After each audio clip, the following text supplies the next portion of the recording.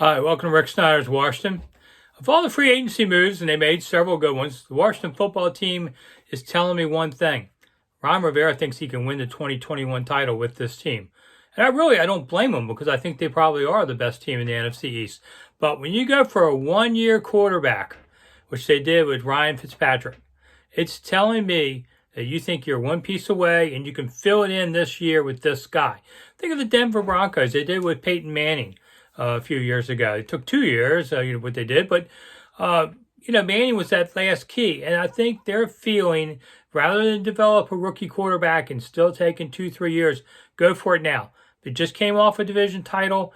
You can win another one. The key is, can you go farther in the playoffs? And this team is doing some things, I think, to help them do that.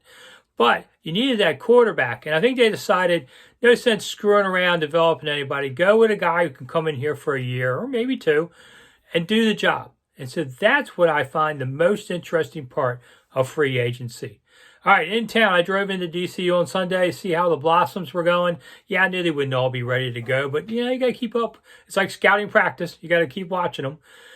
Cherry Blossoms, my guess is right now March 30th is around Big Bloom.